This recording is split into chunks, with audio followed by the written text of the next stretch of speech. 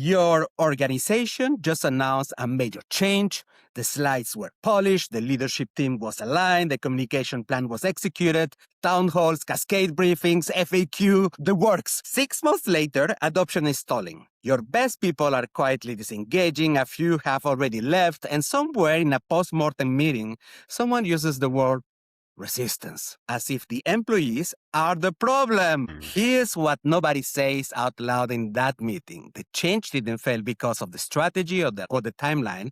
It failed because nobody in the leadership team actually knew how to have the conversation that change requires. Not the announcement, not the update, the real conversation, the one where you sit with someone's ambivalence, listen to what's underneath the resistance, and help them find their own reasons to move forward. My guest today has spent over 20 years studying exactly this gap. Jeff Wetherhold is a Harvard-trained behavioral science researcher, certified change practitioner, and founder of Change with Dignity. Love that word, dignity.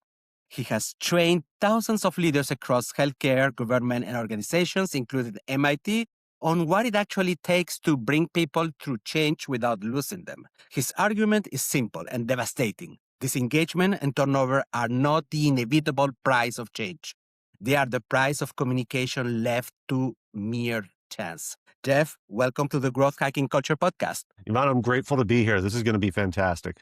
I'm so looking forward because that specific topic we have never really touched. And I really want to focus on that specific and critical part of why change fails and why people don't get it, that this is important. Jeff, you have a line on your website that stopped me cold. Disengagement and turnover aren't the price of change, they are the price of communication left to chance. In your 20 years or so working with organizations, how many leaders have you met who genuinely believe that versus how many who still think resistance is just a people's problem? I think, to be fair, very few leaders arrive believing it, and they have been indoctrinated in a system that teaches them to blame their people as being resistant to change. It's not their choice. It is a system that they have been immersed in to such a degree that in many cases, it's odd to them to even question it. But when we start to describe the problems that have created this dynamic, those look familiar right away. And often leaders can see the gap in traditional approaches. The problem isn't that their intentions are bad. I would never want to frame a leader that way. I've met very few leaders who actually approach this work with bad intentions. It's that the vocabulary and the language and the concepts that they've been handed are half of what they need. They've been left half equipped and wholly responsible for leading change. And that, friend, is a thankless place to be. This part that you have just mentioned about intentions. I understand, we don't do it in purpose, but not knowing or thinking that that specific angle is not important, is not critical for the success, is somehow is their fault if they didn't take care of it. I don't want to blame management for not putting enough accent in this part, but it doesn't have to be intentional. It has to be, I just don't give a damn now. I need results quickly. And that happens very often. Yeah, there's certainly a time pressure factor to it. That is absolutely true.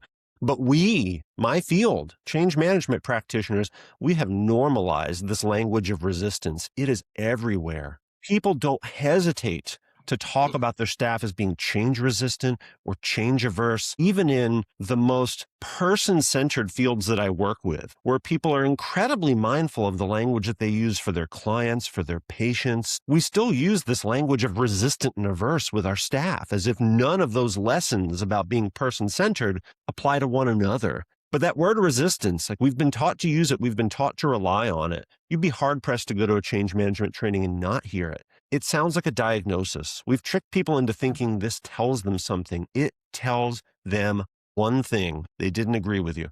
That's all it tells you. So what are you as a leader supposed to do with that?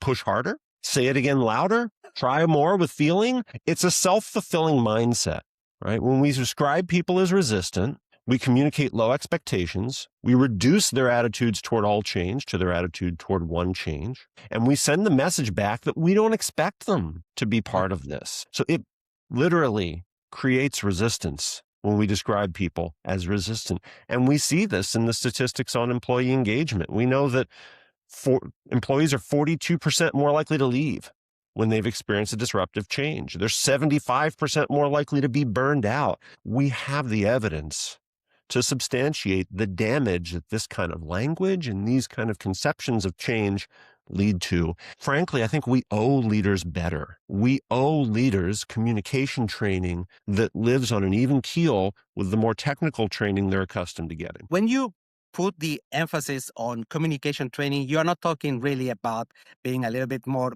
with presence. It's not about presence. It's not about picking nice words and beautiful slides a la McKinsey. It is something else that, in fact, we rarely learn in a presentation skills training.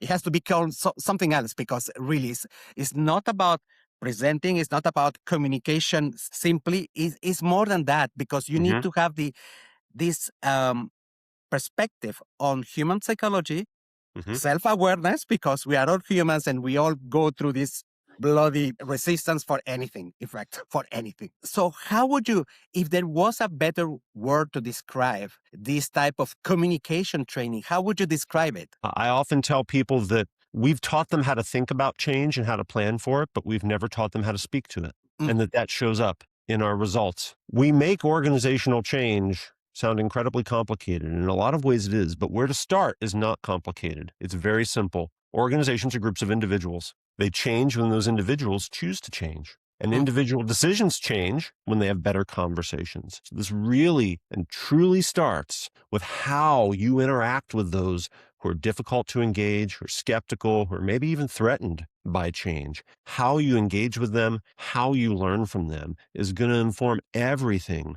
that follows from that. When we hand a leader a model, a framework, or a plan and tell them to just go put this into practice, it can by definition only reach the people they're already reaching. It's built on the assumptions and the input that you already have. We give people marginal improvements for how to reach those who already agree with them, without giving them any concrete skills for how to reach those who they need most, those who are further from their reach, those who are disengaged, those who are skeptical. We need those skills. We need ways to learn from those staff members or those clients or those community members early enough to make sure that the plans and the models that we put in place don't disclude them. This team formation is a topic also that I'm very often reflecting, because there is a tendency that when there is a big change in an organization, we picked up the head of function and in order to brainstorm. And I think that this is horrible, inefficient, and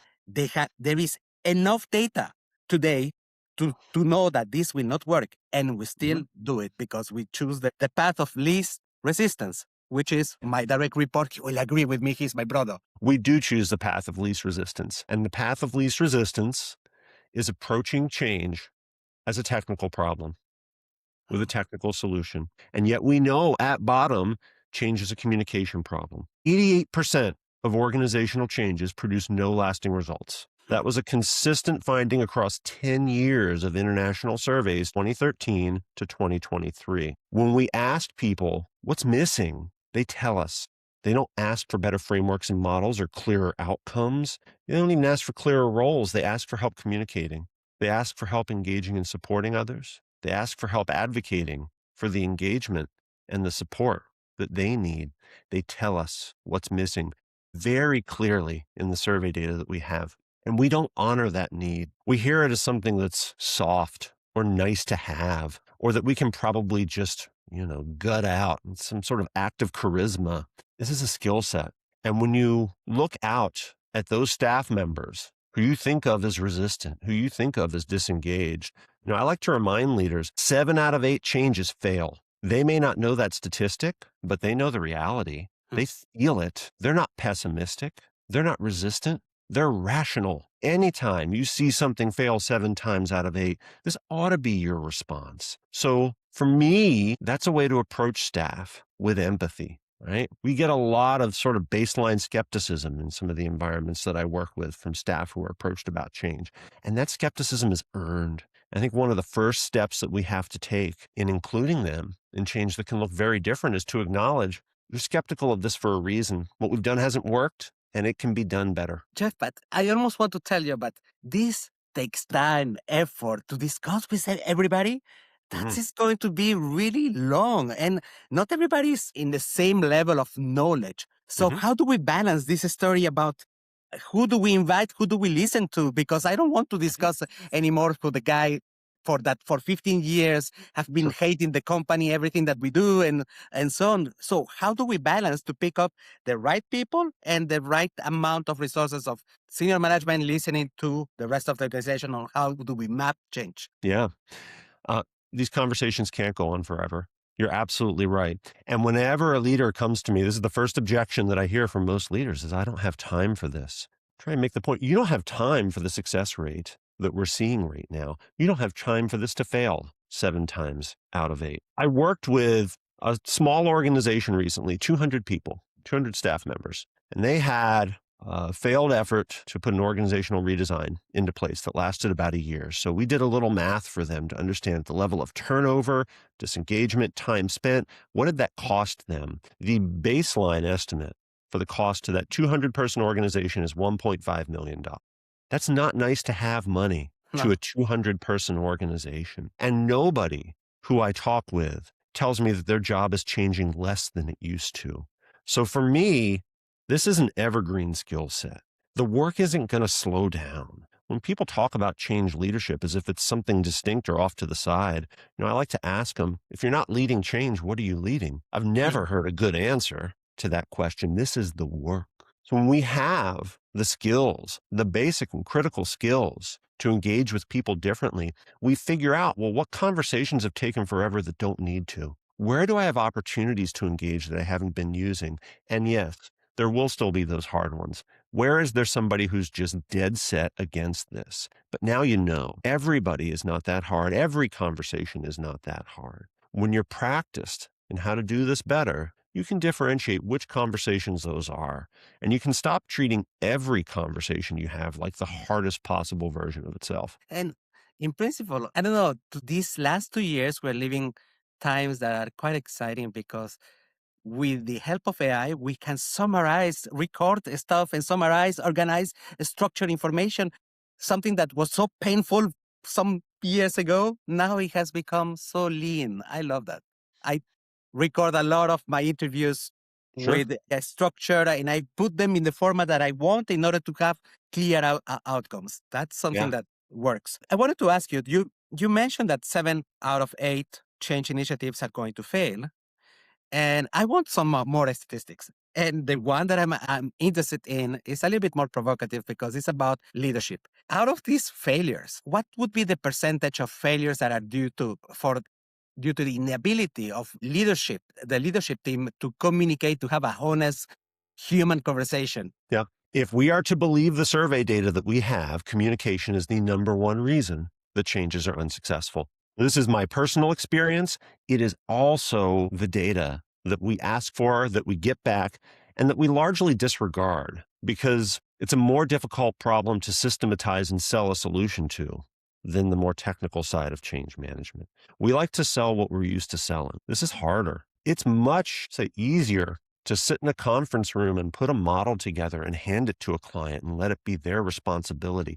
When you get Mhm. down in the trenches for how they interact with their staff members, it's messy. It's hard work, but it is authentically the work that they need and the work that they ask for. So we don't just need to follow my experience. We can follow the data. Change is a communication problem, first and foremost. And when we don't get that right, when we don't teach people how to communicate and engage others and change, we set ourselves up for failure. And that's what we've seen consistently across the data on what this looks like at the organizational level. Jeff, a memory came to my mind. Mm, Once upon a time, I saw some budget numbers, and the company who was preparing the framework for the change to this international company, let's say that they were close to $1 million just for a couple of PowerPoints to prepare the big change that they were. And the company who was going to do the implementation together with the team in that company was getting probably 10% of that money. The mm. ones who are responsible for the results. So imagine if that specific framework, that specific strategy was bullshit, then these guys are completely dead Yeah. for the implementation. Yeah. It's a sad thing to watch, honestly. And the time objection is the one I hear most often. But I regularly meet leaders who are skeptical about the value of my work, and I teach empathetic communication, so I have to find a way to empathize with them. And for me, that's very easy. They've been sold a lot of partial solutions to authentic problems. They deserve to be skeptical of people like me. They really and truly do. The situation you're describing is one that I think a lot of your leaders are going to smile and nod and agree with and come up with their own example of. It's not hard to find. And it's really sad that those are the experiences that people go to when they think about how they're supported in leading change. So we have to overcome that. Right? I have to overcome the kind of bad reputation that we have as a field for staying firmly in one lane when we know full well that people need help in another, and acknowledge that that is our reputation for a reason. This is the way that we have engaged with leaders. This is the way we've taught leaders to engage with their staff. So really, at bottom, this comes down to a change in belief that the way you speak to people matters, that they're not resistant, they're not against change or for it. They're ambivalent. You used that word earlier. They have complex feelings about change. And when you learn to hear those and you learn to strengthen those, you learn how to get them to engage in the work of change. Now, you as a leader aren't the only one doing it. They're pulling some of the weight because you learned how to work with the motivation that already existed in your organization. In the change management industry, so it's very difficult for a leader to pick the right partner. And you're right, they have the right to be skeptical. And especially today, in today's world where there is, so we mix a little bit brand and reputation. So you could be super well known, but have one of the shittiest reputation when you just dig a little bit about where they flop on, they gave a bad advisory and it's not their fault, what happens afterwards, whatever. So how can we, in this world where there is a little bit of complexity, unnecessary, in fact, complexity in the world of change management, how can a leader pick a winning team to help them drive the change? Yeah.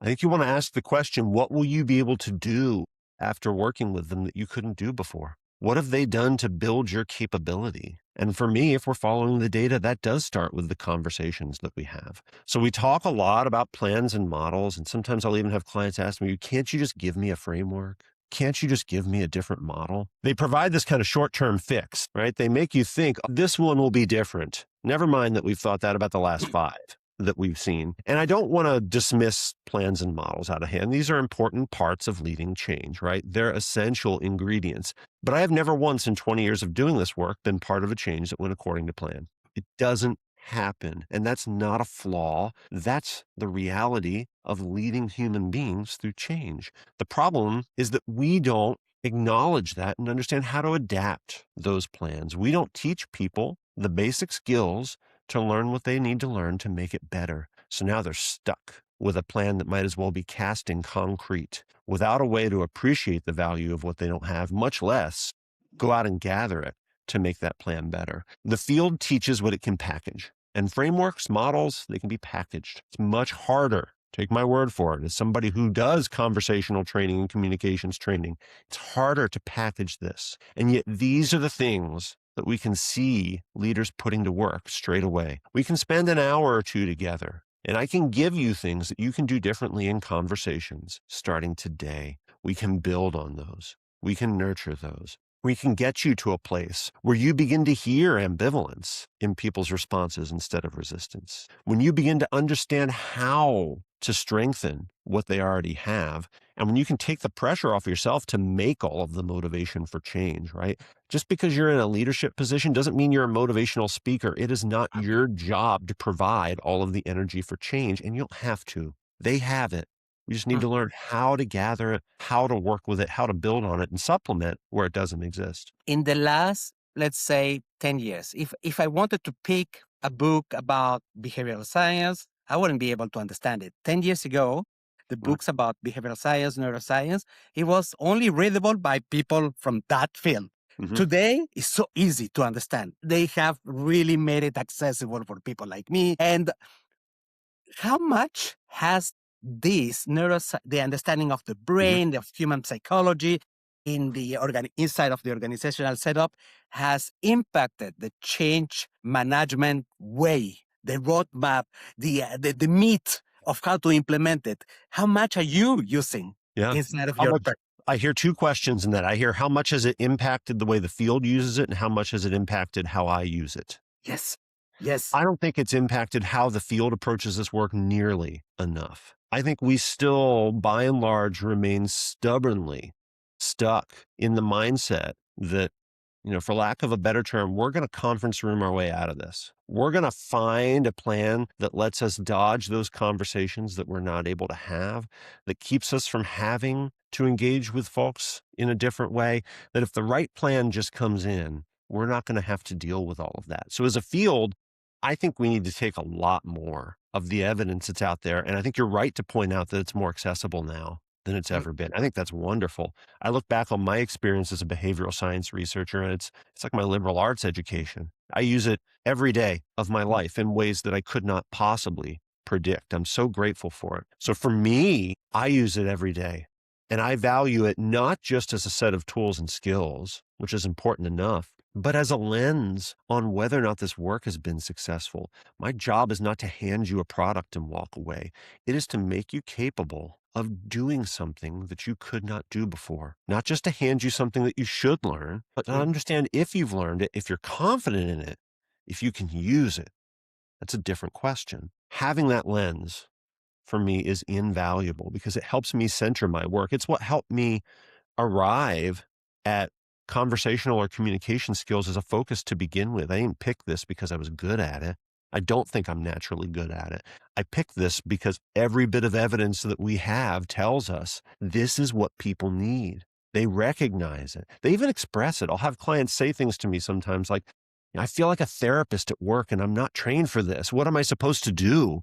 I used to hear that as venting, but now I hear that as really rich insight. They know they need skills they don't have. They even know where to look. The skills that therapists and counselors use on a regular basis, leadership can get a lot of mileage out. They're telling me what they need. It took me a little while to be able to hear that. Understanding this is what's going to make a difference. It's not giving someone a better model. It's not taking something that used to be blue and painting it green and saying that we've made progress. It's not putting different nouns on something and pretending that it now has a different focus, right? Labels are going to make a difference. What can you do as a leader that you could not do before? Which also means, what could you walk away from your relationship with me and keep? I think that's really important. It's easy for a relationship with someone like me to become something of a dependency, or you outsource something and aren't really sure how it happens. I don't think that should be the case. I think every client I work with should get more capable. I think our work together ought to escalate to meet them at the level of that capability. And if and when a point comes when,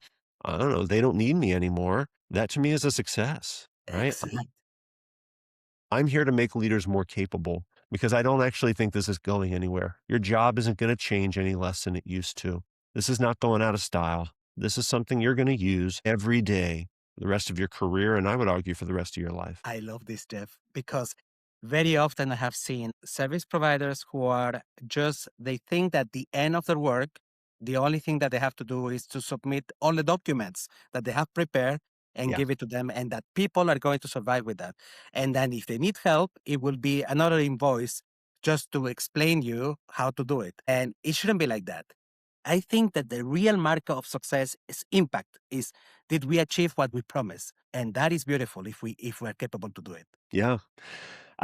This to me, it's such a basic skill. I mean, I work with leaders and managers. I train leaders and managers, but I also try and keep an eye on the bigger picture and think about the fact that what I'm really teaching people to do at bottom is to have better conversations with people who feel differently from them. And that is something that we are struggling mightily with at work, beyond work, in our communities, in our broader lives. That for me is the level of impact that I hope people get from this. And I talk with leaders and managers all the time who learn some of the skills that we've worked on and are able to put those into practice and then say, well, hey, I've got this conversation with a family member or a neighbor or whatever the situation is outside of work. And it feels like this kind of works there too. And my answer is absolutely. We learn this at work because work matters and it's important and there's a bottom line to be accountable for. But the way we handle these conversations at work, it doesn't stay. Work is the biggest part of many of our lives. We take these home, we take these out into the world.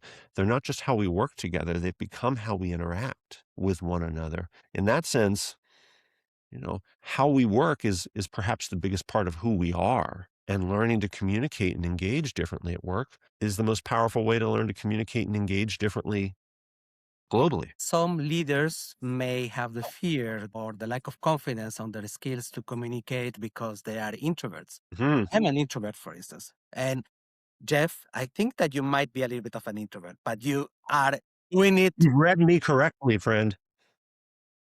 So, and they don't feel the confidence to do it, but it has nothing to do about being extrovert, expansive in a conversation. No, in fact, we introverts will listen so much better than the extroverts, by the way.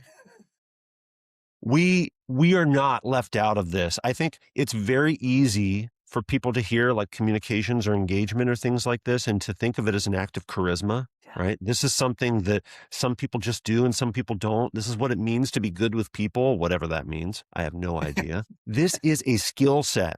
And I think to introverts like you and me, one of the huge benefits of that is that we can say, here's a discrete thing that you can do differently. You don't Yes. have to think about this as like changing your whole mindset or approach. In fact, you shouldn't. Take a skill or two skills and learn these, put them into practice, make them your own, and then come back and let's talk about what you got from those. And we can build on those, offer another skill or two, and you can take those. So by the end of it, I don't ever want to teach somebody how to communicate wholly differently. I work with leaders with decades of experience. Who in the heck am I to walk into a room and tell them that I am going to teach them how to communicate like wholesale? They've thought a lot about communication already. What I can do is offer evidence-driven skills and approaches that they can take, they can use right away, they can make them their own. They can come back to me and say, hey, this worked or this didn't, or ask questions. That is how adults learn. From every bit of training I ever had in behavioral science and adult learning, this is how we get to authentic behavior change. So for me, it's actually reassurance as an introvert to know, hey, I don't have to reinvent who I am to do this well. There are concrete, evidence-driven skills with decades of research behind them. And you don't have to use all of them at once. Take what makes sense for you right now. Put that into practice. See what comes back and build on that. And in time, you won't just be better at this. You will be better at this and you will be more of yourself than you've been. You will find a way to do this in your own voice. And that, for me, is what success looks like when we're training someone to communicate differently. Jeff, I'm interested to visualize how it goes a conversation, this type of motivational interviewing, in how it would look like. Let's imagine a case like a manager has a team member who is openly resistant to a new initiative. What does the wrong conversation looks like and what does the right one sounds like? Yeah. So the wrong conversations are pretty familiar. You could be pushing back and trying to reject the reasons that they have to be skeptical of change or to not accept change. You could be talking past those and making a case without any hope that it's going to land. You could be ignoring that altogether. We see this all the time. We feel like it's our job as leaders to push back and respond to these things as if it's some sort of debate or argument. Motivational interviewing gives us a different path forward. I want to acknowledge this is a skill set that was developed in mental health and recovery settings, but that has evolved to be applicable across leadership and organizational development. We've got 40 plus years of evidence and more than 2,500 randomized controlled trials supporting this work at this point. So when we do this well, it starts with shifting a core belief, which is people don't have fixed attitudes toward change. It's not yes or no. I'm in or I'm out. I'm for it or against it. I'm with you or I'm not. That's a product of a well-known behavioral bias, the binary bias, where we take rich sets of information, we reduce them to two options. We see this all the time. Nobody ever needs help reaching for an example of this in their lives. They're ambivalent. Their feelings about change are complex. Now I'm going to teach you to listen for that complexity. How do you hear what they're already saying in favor of change and against change? They're always both there. Anytime you learn to listen for this well, you're going to hear language toward change and language away from change. Those are your natural resources. Those are the things that you're going to build on because what we do with those matters. We are amplifiers. whether we know it or not. When we share back the language that someone has shared with us in favor of change, they're 11 times more likely to share more of it. Yeah. When we share back their language against change, they're 19 times more likely to share more of it. So when we focus on their reasons, well-intentioned or not to change, we literally help them talk themselves out of what we would like them to do. But when we focus on those reasons for change, and we talk about some core skills for doing that, how you share information with them, since that's part of a leader's job, how and when you ask questions, but how you reflect, how you offer back some of what you hear, what we learn to do is become very conscious of what we're amplifying and to intentionally amplify their own reasons for change. We help people navigate with questions or narrative for how we get there, because there are difficult points in these conversations. You don't just get what you need right out of the gate, but there are always raw materials to work with. And when you can walk into a conversation with that mindset, there's going to be things to work with. I don't have to be perfect. If I strengthen any of these things, I will have done some good. You take yourself out of what for many leaders is an impossible position. This idea that they're going to let go of all of their reasons against change and embrace your reasons for it. This never happens, and it doesn't need to. And instead, you approach this through a lens of possibility. There are many ways forward. You don't have to be perfect. You can choose which ways are most open or available or feel most natural to you. And you can strengthen this person's commitment to change. You made me think about one book, maybe 3 years or 2 years ago, that I read. The Human Factor is called, from a guy called Lauren Nordgren. And it was giving similar elements of how to deal with this path to conversations, but also mentioning, especially that I wanted to highlight, the fact that leaders have a tendency to sell change, which you shouldn't be doing because it makes more resistance. Yes, it does. You cannot just do the seller's element like when you have a cold call, you can already feel it in the 2 seconds that somebody's going to sell you something, and you block and you don't listen.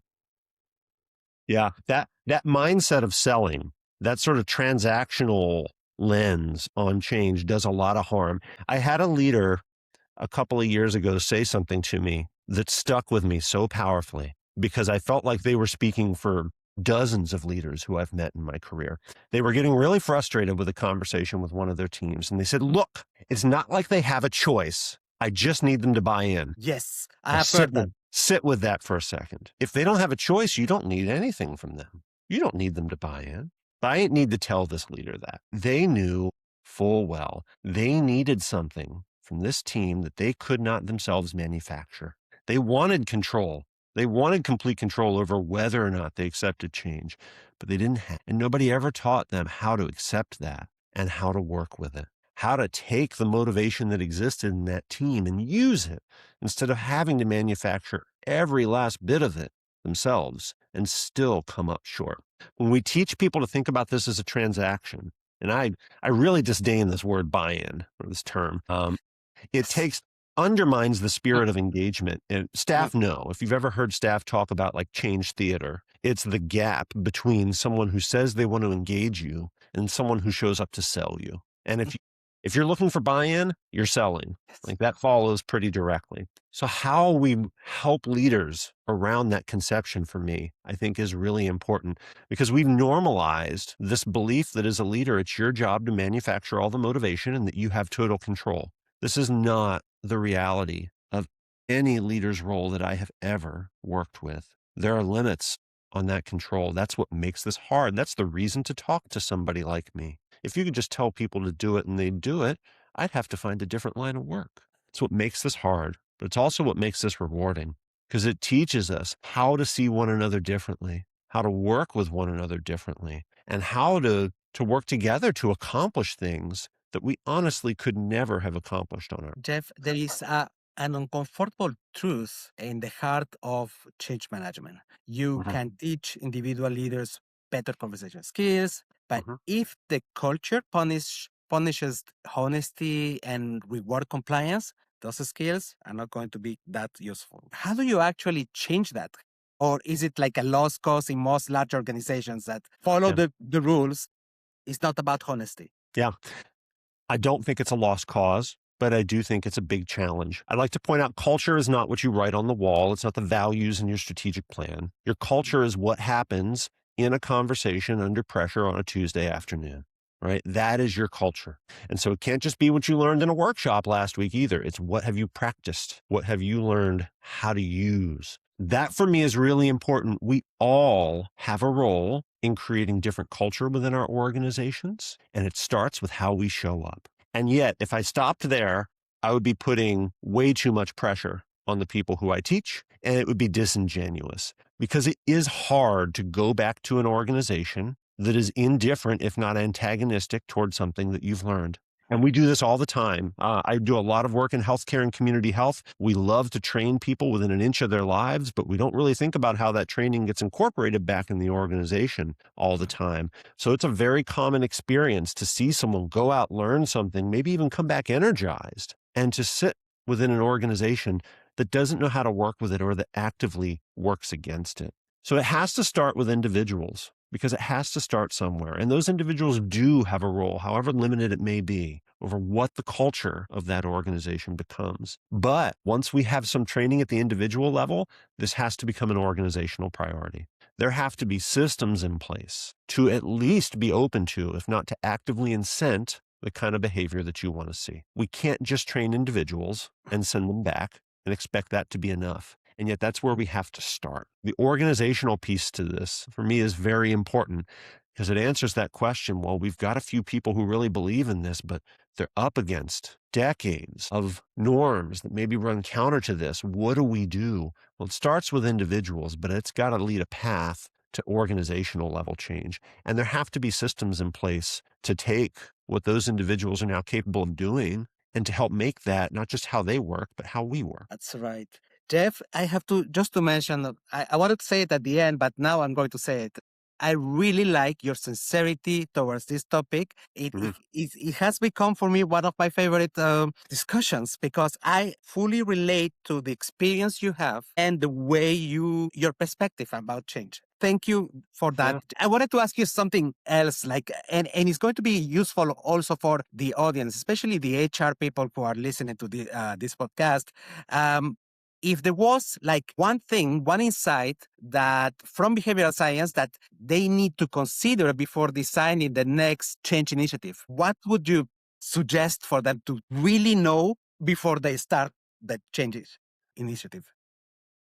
That we are all ambivalent toward change, that we have not made up our minds about change. And as we often say, we learn what we think as we hear ourselves speak. Intrinsic motivation for change exists in your organization. If you give people the opportunity to work through their feelings about change, if you give them the opportunity to engage around it, they will talk themselves into it often enough. And even when they don't, you will have something to work with when you were perhaps at a loss for what to work with before. So we have to get past this mindset that everyone's made up their mind or has fixed attitudes or is in or out, and get to a place where we recognize there are ample natural resources in our environment.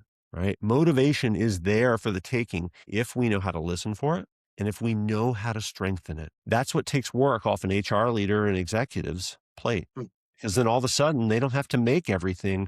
They've learned to forage, I guess, for lack of a better word, for a lot of what they need. And now they can focus on making the things that genuinely do have to come from them instead of bringing everything to a conversation. Jeff, if somebody wants to ask you questions about change, about how to make it happen, how to reduce the friction, how not to sell change, but engage people into the change path, how can they reach you out, Jeff? What is the easiest way? Yeah.